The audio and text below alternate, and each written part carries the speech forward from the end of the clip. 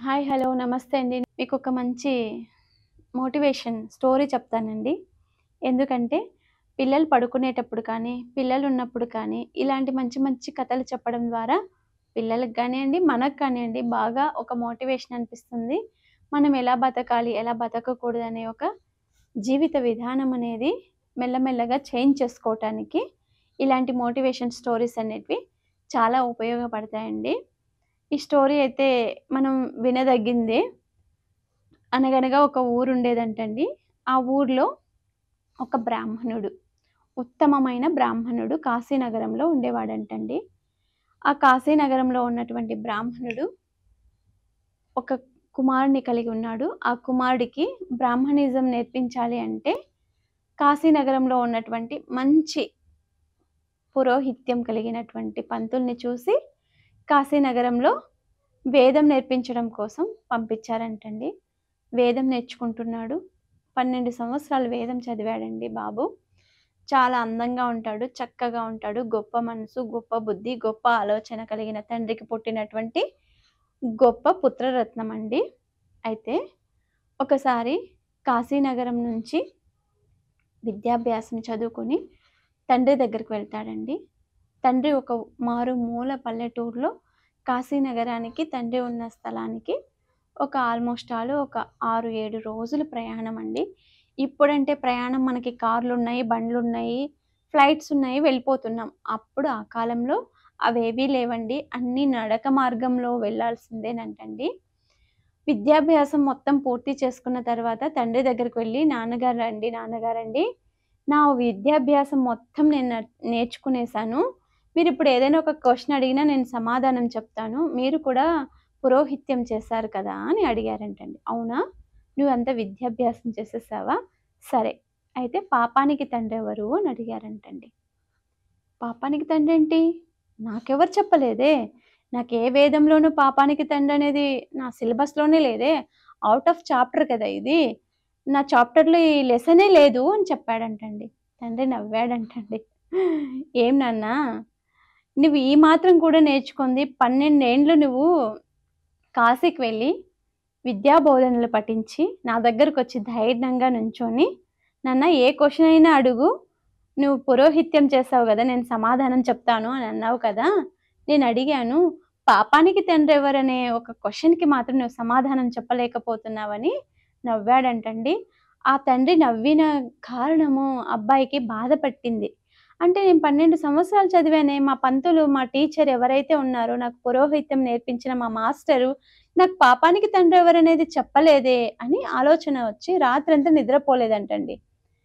తెల్లవారుజామున లేసి నాన్న దగ్గరికి వెళ్ళి, నాన్నగారండి నేను మళ్ళీ కాశీనగరానికి వెళ్ళిపోతాను. కాశీనగరానికి వెళ్ళిపోయి పాపానికి తండ్రెవరో కనుక్కొనొస్తానని బయలుదేరాడంటండి. నడక దారిన వెళ్తూ ఉన్నాడు. దాహమేసింది. దాహమేస్తే అడవిలో చీకటి పడిపోయింది. పులులు, సింహాలు తిరిగే దారది. ఒక గుడిసె లాంటిది కనిపించింది. ఆ గుడిసెకు తలుపు కొట్టి నీళ్లు కావాలని అడిగారంటండి. ఒక మనిషొచ్చి వాటర్ ఇచ్చింది. తాగాడు. తాగిన తర్వాత ఆమెను అడిగాడంటండి. ఎవరమ్మా తల్లి, ఇంత పెద్ద అడవిలో ఒకే ఒక ఇల్లుంది.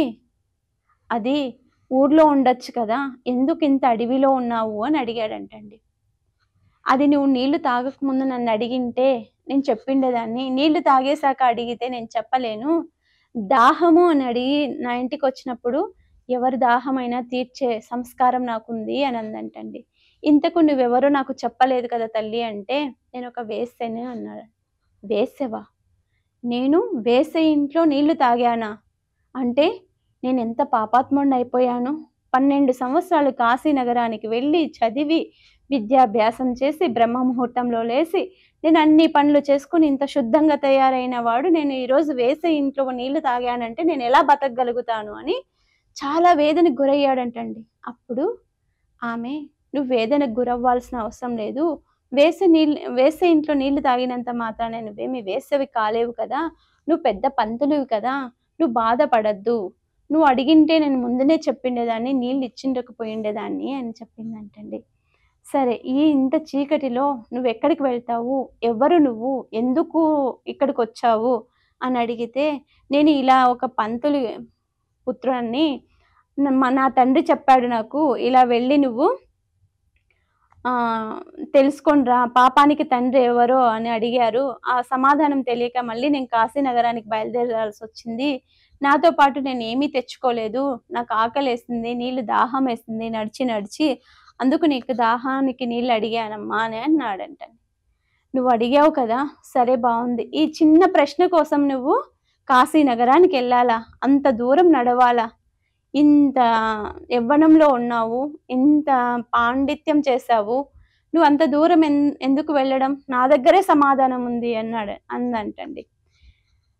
అవునా, నీ దగ్గర సమాధానం ఉంటే నేను ఎందుకు కాశీకి వెళ్తాను? ఆ సమాధానం ఏమో చెప్పు తల్లి అని అన్నాడంటండి. చెప్పితే, అయితే నేను చెప్పాలి నీకు అంటే, ఈరోజు ఇక్కడ పడుకో, చీకటి అయిపోయింది, ఈ అడవిలో సింహాలు ఉంటాయి, పులులు ఉంటాయి, నిన్ను తినేస్తాయి, నువ్వు ఇక్కడ పడుకో, పొద్దున్నే నీకు నేను చెప్తాను అందంటండి. నేను ఇక్కడ పడుకోవడం ఏంటి, ఇది వేసలుగా ఉండే కొంప, నేను ఉండను అని చెప్పాడంటండి. అయితే అలా అనుకున్నప్పుడు నీకు అన్నము కూర వండుకోవటానికి అన్నీ ఇస్తాను, వెళ్ళి వండుకో అంటే, నేను నీళ్లు తాగడమే ఎక్కువ, వేసి సంపాదించిన సంపాదన నుంచి అవి వండుకొని తినడం మహా తప్పు అన్నాడంటండి. ఇలా అంటే ఎలా? సరే, నీకు 10 వరహాలు బంగారు వరహాలు ఇస్తాను, తిను అని చెప్పిందంటండి. ఆయన ఏమనుకున్నాడంటే, నేను బంగారు వరహాలకి నేను దాసుని అవుతాను అనుకున్నావా నువ్వు? నేను అవ్వను, నేను వెళ్తాను అందంట. బతిమలాడిందంట. ఎందుకంటే బ్రాహ్మణ పుత్రుడు కదా, చనిపోతాడేమో సింహాల వేటకు పడి అని ఆమె బతిమలాడిందంట. సరే, నువ్వు ఇంతగా బతిమలాడుతున్నావు కాబట్టి ఈ రోజు కుండిపోతున్నాను అని వెళ్ళి ఒక మూలన ఒక చోట పడుకున్నాడంటండి. పడుకొని ఉదయాన్నే లేసాడంట, బయలుదేరుతున్నాడంట. నువ్వు బయలుదేరిపోతున్నావు, నీకు పలహారం చేశాను, చాలా దూరం కాశీపట్నం అనేది, నువ్వు అంత చిన్న సమాధానానికే వెళ్తున్నావు, నేను సమాధానం చెప్తానంటే వినట్లేదు, నువ్వు ఇక్కడే ఉండు, నేను పలహారం తీసుకొస్తాను, తిని వెళ్ళిపోమందంటండి. తినను నేను అన్నాను. నీకు ఈసారి చెప్తున్నాను, 15 వరహాలు ఇస్తాను, నువ్వు పలహారం చేయమన్నాడంటండి. ఆయనకి ఎక్కడో ఒక చిన్న ఆశ కలిగిందంటండి. ఇక్కడ ఎవరు చూడట్లేదు కదా నన్ను, నా వాళ్ళు ఎవరు లేరు కదా, ఈ అడవిలో నేను 15 వరాహాలు తీసుకున్నానని ఎవరికి తెలుస్తుంది? ఆ 15 వరాహాలు తీసుకుంటే నేను కాశీ నగరానికి వెళ్ళటానికి సరిపడ ఖర్చులకి సరిపోతుంది అని ఆ 15 వరాహాలు తీసుకొని పలహారం చేశాడంటండి. పలహారం చేసిన తర్వాత మళ్ళీ అందంటండి, నువ్వు అంత దూరం వెళ్ళాల్సిన అవసరం లేదు, నీకు పాపానికి తండ్రి ఎవరో చూపిస్తాను రా అని చెప్పిందంటండి. చూపించు అందంటండి.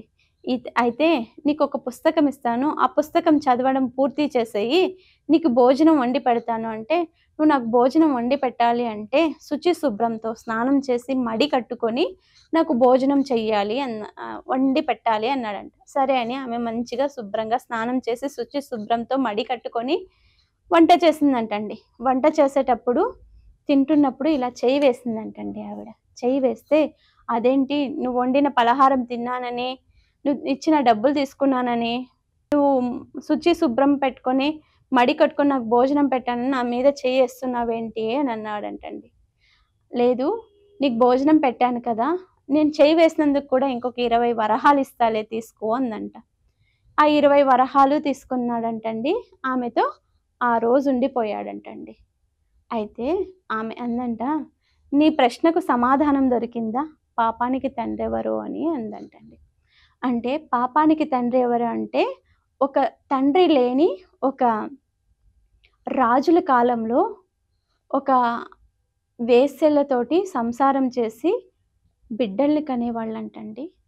ఆ వేశ్య కుటుంబంలో పుట్టిన పిల్లల్ని పాపానికి తండ్రి ఎవరు, పాపం చేస్తేనే కదండి తండ్రి పిల్లలు పుడతారు అనే ఒక ఉద్దేశంతో ఈ కథను చెప్పడం జరిగిందండి. ఇందులో ఎవరిని ఉద్దేశించింది కాదు, ఎవరికి చెప్పాల్సింది కాదు. అంటే మనం చేసే పాపానుసారంగానే మనకు బిడ్డల రూపంలో కానీ, మన ఇంటికి ఒక గోవు వచ్చినా, ఒక కారు వచ్చినా, ఒక వస్తువు వచ్చినా, ఒక వాహనం వచ్చినా, మనకు కలిగినా కలగకపోయినా మన పాపానుసారమే మనకు ప్రతిదీ అనేది యాడ్ అవ్వడం కానీ తగ్గడం కానీ జరుగుతుంది అని ఒక విషయం చెప్పడానికి కోసమే ఆమె ఒక క్వశ్చన్ వేసిందంటండి. నీకు ఇప్పుడు పాపానికి తండ్రి ఎవరో తెలిసింది కదా అని అంటే, తెలిసింది నాకు అని అన్నాడంటండి. నేను ఈ డబ్బులకి ఆశించి నేను ఇక్కడ ఉండిపోలేదు. నువ్వు ప్రేమతో చూపిచ్చావు చూడు, ఆ ప్రేమకు దాసుడినయ్యి నేనిక్కడ ఉండిపోయాను అంటే, తప్పు తప్పు. నువ్వు నా ప్రేమకు లొంగలేదు నువ్వు. నా డబ్బుకు లొంగావు. నేను 10 వరహాలు ఇస్తానంటే లొంగావు. 20 వరహాలు ఇస్తానంటే లొంగావు. 50 వరహాలు ఇస్తానంటే ఇక్కడెవ్వరు చూడట్లేదు కదా! నేను చేసే పుణ్య పాపాలని చెప్పి నువ్వు ఆ 10 వరహాల కోసం, 20 వరహాల కోసం నాకు లొంగావే కానీ, నేను చూపిచ్చిన ప్రేమతోటి, నేను పెట్టిన అన్నంకి నువ్వు లొంగలేదు. ఇదే రాజా పాపానికి తండ్రెవరు అనే దానికి ప్రశ్నకు సమాధానము అని చెప్తే, అప్పుడాయన ఆ వేశ్యకు నమస్కారం చెప్పి, నేను 12 సంవత్సరాలు వెళ్ళి కాశీనగరంలో చదువుకున్న చదువు కంటే, నువ్వు నేర్పించిన చదువు నాకు చాలా విలువైనది. ఈ రోజు నుంచి నాకు గురువు నువ్వే తల్లి. నాకు ఈ విషయం తెలియక నేను చదువు బుక్కు అనుకొని బుక్కపురమైనటువంటి జ్ఞానాన్ని తెచ్చుకున్నానే కానీ, ఇది లోక జ్ఞానం అనే విషయం నాకు తెలియక మా నాన్నగారు ఇలా అడిగారు నన్ని. ఇది లోకానికి చూసి తెలుసుకోవాల్సిన విషయము. ఇది లోక జ్ఞానానికి సంబంధించిన విషయము. చదువు ఎంత ఉన్నా కూడా లోక జ్ఞానం అనేది చాలా విలువైనది అని తెలుసుకోవడం కోసం నా తండ్రి నాకు ఈ పరీక్ష పెట్టాడనే విషయము నాకు అర్థమైంది అంటారు. కొంతమంది పిల్లలండి బుక్ పరమైన నాలెడ్జ్ ఉంటుంది. కానీ సొసైటీ పరమైనటువంటి నాలెడ్జ్ ఉండదు. అందుకే పిల్లలు అన్నీ తెలుసుకోవాలండి. అన్నీ తెలుసుకోవాలి. అన్నీ నేర్చుకోవాలి. మంచి మార్గం ఏది? చెడ్డ మార్గం ఏంటి? అని అన్నీ తెలుసుకున్నాకనే వాళ్ళు లైఫ్‌లో ఏదైనా సాధిస్తారండి. నా పిల్లలకి దెబ్బ తగలకూడదు. నా పిల్లలు కింద పడకూడదు. నా పిల్లలు ఫెయిల్ అవ్వకూడదు. నా పిల్లలు ఎప్పుడూ గొప్పగానే ఉండాలి అనే ఆలోచన ఏ తల్లిదండ్రులు చేయకూడదండి. అన్నీ తెలుసుకోవాలి. ఒకటికి 10 సార్లు దెబ్బ తాగాలి. ప్రతి దెబ్బ కూడా వాళ్ళని స్ట్రాంగ్‌గా తయారు చేస్తుందండి. ప్రతి ఫెయిల్యూర్ కూడా వాళ్ళని స్ట్రాంగ్‌గా చేస్తుంది. ఒక్కసారి మనం లవ్‌లో ఫెయిల్ అయ్యాము అనుకోండి, ఆ ఫెయిల్యూర్‌లో నుంచి కూడా మనకొక సక్సెస్ వస్తుంది. ఎందుకంటే ఫేస్‌బుక్ అధినేత లాంటి పెద్ద పెద్ద సెలబ్రిటీస్ కూడా లవ్వర్ అండి మీడియా ముఖంగానే రిజెక్ట్ చేసిందంట. ఏ మీడియాలో అయితే ఆమె రిజెక్ట్ చేసిందో అదే మీడియాకి అధినేత అయ్యాడండి. ఫేస్‌బుక్ అధినేత కదా! మనమెంతండి ఆఫ్టర్ ఆల్. కాబట్టి పిల్లలు ఎప్పుడైనా డీమోటివేట్ అయినా కూడా ఇలాంటి మంచి మంచి స్టోరీలు చెప్పండి. వాళ్ళని ఒక అవేర్‌నెస్ తీసుకురండి. మీ పిల్లలు ఎవరైనా మాట వినట్లేదు, కౌన్సెలింగ్ కావాలన్నా కూడా తప్పకుండా మాకు కాల్ చేయండి. తప్పకుండా వాళ్ళకు మంచి మంచి మోటివేషన్ చేసి మీ పిల్లల్ని ఉన్నతమైన స్థానానికి నిలబెట్టడానికి ప్రయత్నం చేస్తామండి. Thank you.